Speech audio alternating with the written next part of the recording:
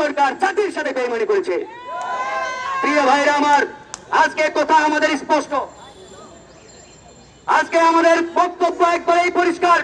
আমাদের 2 কোটি প্রবাসী পৃথিবীর বিভিন্ন দেশে রয়েছে, যাদের পাঠানোর এভিডেন্সে আজকে বাংলাদেশের অর্থনীতির চাকা সচল, তাদের সেই আপনার অবদানকে এই ঘোষণাপত্রে মূল্যায়ন করা হয় নাই।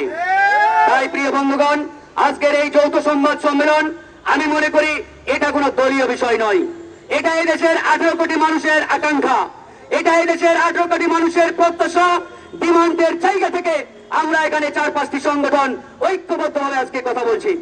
এই সরকারকে মনে রাখতে হবে, তারা কোনো একক ব্যক্তি, গোষ্ঠী কিংবা দলের সরকার নয়। তারা এই দেশের ছাত্র জনতার সমর্থিত সরকার। কিন্তু এই সরকারের দায়িত্বশীল উপদেষ্টারা ক্ষমতার চেয়ারে তারা বেমালুম ভুলে গেছে তারা কাদের সমর্থনে সরকার গঠন করেছে। আজকে এক একটা উপদেষ্টা নিজেদেরকে আমেরিকার প্রেসিডেন্ট মনে করে, মইকে অনুরাভাব এসি গাড়ি বাড়ি ওই বাংলো মিন্টু রোডে হেয়ার রোডে পেয়ে তারা মনে করেছে আমাদেরকে আর কে পাই ভাই। এরকম একটি অবস্থায় তারা এই জুলাইকে কলঙ্কিত করেছে। আজকে বন্ধুগণ, এই জুলাইকে তারা বিক্রি করে দিয়েছে। এই জুলাইয়ের চেতনা বিক্রি করে তারা আজকে ওই আওয়ামী লীগের পথে হাঁটা শুরু করেছে। আওয়ামী লীগ যেভাবে 71-এর চেতনাকে বিক্রি করে এই 54 বছর রাজনীতি করেছে, আজকে এই সরকারের কতিপয় উপদেষ্টা এই গণঅভ্যুত্থানকে বিক্রি করে তারাও সেই নব্য ফ্যাসিজমের পথে হাঁটা শুরু করেছে। আমি বলতে চাই, এই সরকারকে মনে রাখতে হবে, এই সরকার বিএনপির সরকার নয়, জামাতের সরকার নয়, গণ অধিকার পরিষদের সরকার নয়, কিংবা অন্য কোন দলের সরকার নয়। তারা এদেশের আপামর জনগণের সরকার।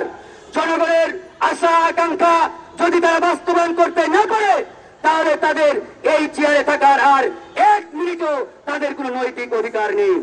তাই আজকের এই সংবাদ সম্মেলন থেকে একটা আহ্বান জানিয়ে শেষ করব, আপনাদেরকে দুটো জগন্নাথ হয়ে বসে থাকার জন্য এই চেয়ার দেওয়া হয় নাই।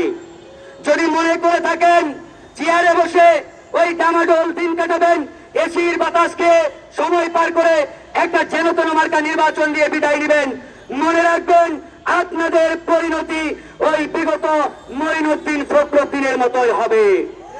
এদেশের মানুষ ওই যেনতেন মার্কা কোন নির্বাচন গ্রহণ করবে না। জনগণের আশা আকাঙ্ক্ষা বাস্তবায়ন করেই আমরা আপনাদের কাছ থেকে সেই প্রত্যাশাটাই আমরা আশা করি, সেই আশাবাদ ব্যক্ত করেই আজকে এই সংবাদ সম্মেলনের যে লিখিত বক্তব্য, এই লিখিত বক্তব্যে